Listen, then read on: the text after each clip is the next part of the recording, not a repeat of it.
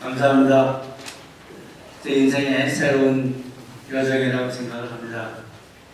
제가 1981년도에 미국에 유학을 왔습니다. 당시로서는 새로운 학문이었고 평생교육이라는 그런 것을 공부하러 왔는데 저희 우리 누님과 자영이 여기 계십니다. 당시에 그 캐리어업을 하셨는데 아침에 장사를 나가시는데 방탄복 입고 쌍욕 좀 차고 그리고 장사를 나가셨습니다. 그리고 일주일에 한 명씩 총 맞아 죽어나가고 다치는 우리 동포들을 봤습니다. 그 당시에 한인회장을 하던 주상우 씨가 한인의 일들, 당신이 죽어나가는 우리 동포들을 보면서 좀 도와야 되지 않겠냐. 저는 그랬습니다. 아직도 내가 공부가 남아있고 해야 될 일이 많이 있는 사람인데 한인의 일이나 이런 거 할 수 있는 처지가 못 됩니다. 그랬더니 나중에 상부치료를 하다가 찔렀습니다. 당신 혼자 가서 잘 먹고 잘 사시오. 정말 미국이 세계에서 문명이 최고로 발달한 나라. 이민은 왔지만 말 몰라, 문화 몰라, 역사 몰라. 그야말로 사람 대접 제대로 못 받고 흑인촌에 들어가서 달러를 벌기 위해 고생하다가 총 맞아 죽어 도가는 우리 동포들을 보면서 제가 제 인생의 행로를 바꿨습니다. 그때부터 제가 하나님의 정말 선교사로서 일꾼으로서 한인사의 일들을 해보자. 물론 제가 완벽한 삶을 살았다는 것도 아니고 잘한 것만 있다는 것도 아닙니다. 첫 번째 하나님이 제게 주신 꿈이 생활운동을 하라는 꿈이었습니다. 제 와이프가 사촌 언니가 살고 있는 일리노이를 방문했을 때 링컨이 흑인들을 해방을 해서 100년의 세월이 지났지만 그들의 생활은 나아지지 않았습니다. 물론 우리의 10%, 20% 그 게임 부모들은 어퍼마티브 액션이라는 걸 이용해서 자식들 교육도 잘 시키고 사업도 하고 돈도 벌고 했지만 아직도 메이저리티가 대대로 가난을 벗어나지 못하고 살면서 그 부모가 자식 위해서 정부에서 얼핏 타가지고 술 먹고 마약 먹고 자식은 먹이지도 않고 학교도 안 보내는 것이 그들의 삶인데 내가 만약 100년이 흐른 후에 코리안 아메리칸이 미국의 역사 속에 무슨 일을 했느냐고 묻는다면 너희는 대답할 말이 있어야 되지 않겠느냐. 우리의 자손들은 어차피 이 땅에서 뿌리를 받고 살아야 되는데 그냥 우리는 뿌리 잘 먹고 잘 살기 위해서 우리 자식 교육 잘 시키고 하는 것으로 끝났으면 할 수는 없지 않겠느냐. 만약에 우리가 한국의 새마을운동이라는 걸 도입을 해서 이 흑인들이 대대로 가난을 대물림하는 이 사람들이 잘 살게 돼서 이 미국이라는 나라를 다 같이 잘 사는 나라로 만든다면 우리는 하나님의 백성이 되고 또 우리는 자랑스러운 코리안 아메리칸이 될 것입니다. 그것이 첫 번째 꿈이었습니다. 물론 제대로 하지 못했습니다. 흑인 지도자 여기 국회의원들과 그 법원 행정처장 하는 사람들을 데리고 한국에도 국제새마을 지도자 교육도 다녀오려고 했지만 내 힘으로 할 수 없는 일이었습니다. 접어놨습니다. 두 번째 꿈이 있습니다. 제가 당시 86년경에 시아빈협회 사무총장을 맡고 있을 때 제 고향 어른이 미주 상국인 청년회장을 맡으셨습니다.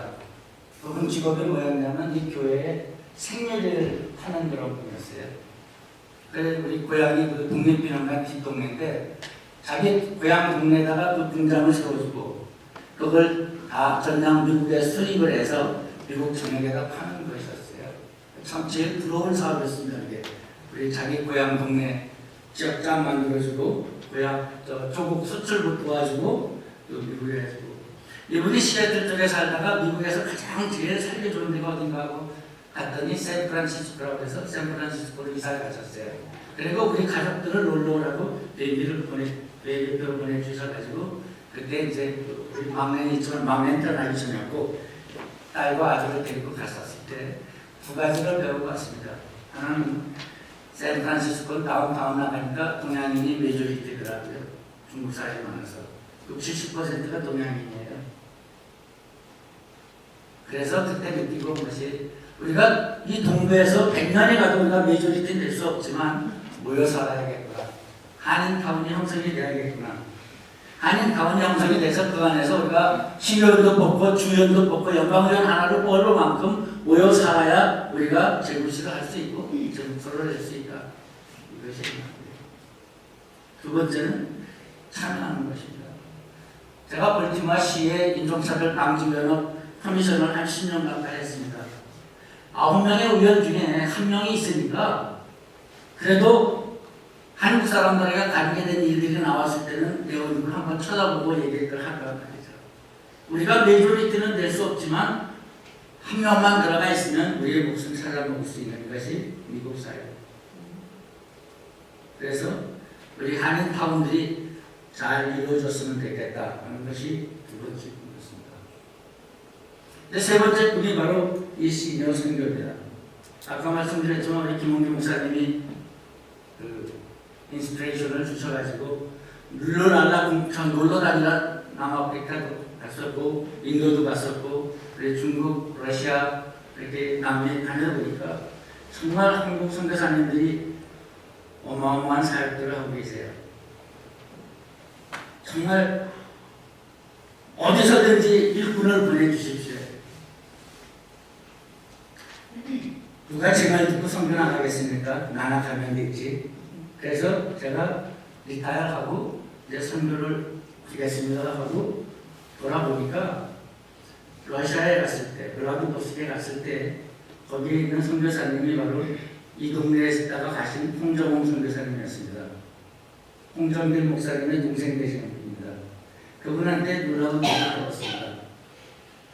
10년 안에 우리 민족의 통일이 이루어질 것 같은데 거기에 1000만 명까지 난민촌을 만들겠다는 꿈을 갖고 준비를 하고 있다는 겁니다. 그렇다면 누군가는 가서 섬겨야 되지 않겠는가? 그것이 우리가 되어야 되지 않겠는가? 그래서 저는 은퇴를 하고 러시아에 가겠다고 친구들에게 다 얘기를 하고 준비를 하고 있었습니다. 여러분들이 아다시피 크림반도 사실 이후에 미국하고 러시아하고는 청산국가이기 때문에 가기가 굉장히 어렵습니다. 근데 한국하고는 아주 사이가 좋아서 무비자로 왔다 갔다 합니다. 그래서 제가 이제 65세가 되면 한국에 이중국적을 주니까 한국 가서 한국 여권을 내서 러시아에 가서 사역하겠다. 근데 제 계획은 그거였지만 하나님의 계획은 따로 계셨습니다. 제가 일에 대할 때 도미니카에 있는 김현철 선교사님을 주강사로 초청을 했었습니다. 이분이 왔다 가시고 난 후에 작년에 재작년에 제1회 시니어 선교학교를 그쪽에서 시작을 했었습니다. 3주짜리 프로그램입니다. 그래서 일에 대할 때는 제가 은퇴하기 전이라 못 갔고 이제 금년에 2월달에 2월달에 3기 모집을 하는데 제가 이제 작년 9월 말로 은퇴를 했기 때문에 갈 기회가 있어서 가서 2달 동안 섬기러 왔습니다. 가서 공혁 목사님이라는 분의 부부를 만났습니다. 거기서 이분들이 하와이 열방대학에서 사역을 하시는 분들이 바로 러시아 블라디보스토크에서 10년 동안 그 일을 하신 분이었습니다. 이미 땅들을 다 사놨습니다. 그래서 만약에 북한에 무슨 긴급사태가 나면 아시다시피 아마 중국은 국경 봉쇄하고 못 넘어오게 할 것이다 이렇게 봤고요.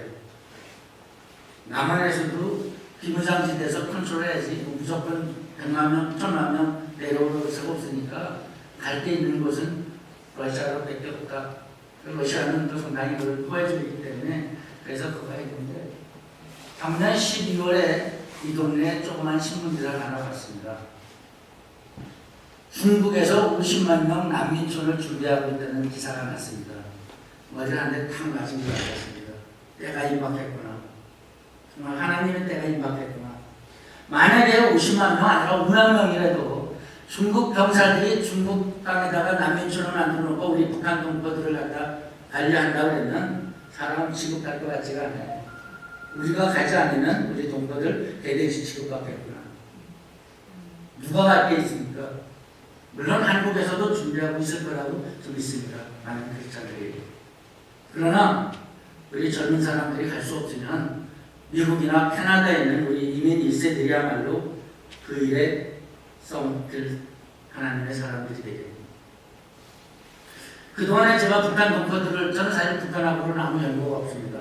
그렇지만 하나님이 그래도 동포들에 대한 마음을 주셨기 때문에 기도하던 중에 북한 동포들이야말로 하나님이 마지막 때에 쓰실 기도원의 300명자 같은 분들이라고 믿습니다. 그분들이 러시아나 중국에서 난민촌에 있으면 난민촌에서 평생 살 것이 아니고 거기서 6개월이고 훈련이 받으면 전 세계에 나가 있는 선교사님들에게 5,000명, 10,000명 보내서 제2의 코리안 디아스포라, 그야말로 하나님의 복음이 땅끝까지 전해지는데 쓰임받을 수 있는 우리 한민족들이라고 저는 믿습니다. 바로 그 일에 쓰임받을 수 있는 사람들이 시니어 선교사들이라고 생각합니다. 여러분들이 이미 아까 목사님 말씀하셨지만 다 준비된 사람들입니다. 구원의 확신이 있고 매일매일 자기 신앙을 유지할 수 있는 기초훈련이 되어 있고, 그러면 나가서 온도달 트레이닝 선교사님과 같이 동행하면서 성장하면 됩니다. 더 이상 준비할 거 없습니다. 한 가지만 중요합니다. 인카네이션이라고 하죠. 우리들은 갑질할 수 있는 소질이 다 갖고 있는 사람들입니다. 미국 시민권 어디 가면 다 부러워하는 사람들이고요. 미국에 있는 은퇴연금이면 어디 가서 가족으로 살 수 있는 데입니다. 미국 전 세계 어디 가든지. 배운 거 있고 돈 있고 미국 시민권 있는 갑질할 수 있는 사람들이 갑질하지 않고 머슴으로, 인카네이션으로 낮은 자리로 내려와서 섬기겠다는 것만 하면 어느 선교사님도 다 환영할 것입니다. 바로 그것만 기도를 합니다. 제가 5가지 꿈을 다 얘기하면 시간이 너무 걸린다고 해가지고 바로 제가 모르지만 이 10,000명의 신야 선교사를 양성을 해서 우리의 민족과, 그것이 개인으로도 아까도 말씀드렸지만 우리는 조국에 있을 때나 이민 와서나 죽도록 고생한 희생의 세대라고 보지만 이제는 새로운 길이 있습니다. 하나님의 일을 하면서 천불이면 미국서 천불 갖고 못 살잖아요. 성교지 나가면 천불 가지고 있으면 행복하게 살 수 있는 길이 있습니다.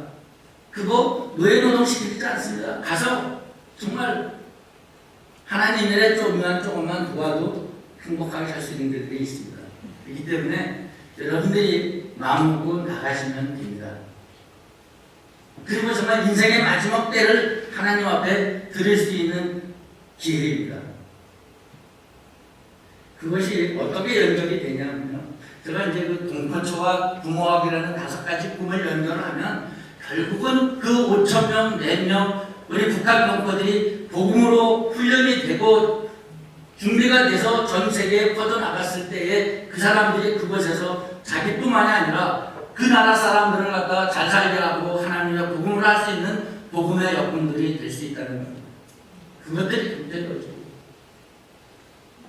그것이 또 새마을운동이 이루어질 현장이고, 그래서 우리 정말 이 지역에 있는 사람들이 그 일들에 앞장서서 해서 정말 우리가 땅끝까지 복음을 전하는 마지막 일꾼들이 될 수 있도록 함께 뒤를 따라와 주시면 좋겠습니다. 일주일, 내가 가까운 도미니카 가는 이곳이다. 여기에 1,000번이면 일주일 갔다 올 수 있습니다. 오십시오. 여러분들의 현교 현장들을 다 보여드리고 여러분들이 꿈을 다시 가질 수 있도록 훈련시켜드리고 소개시켜드리고 안내해드리겠습니다. 고맙습니다.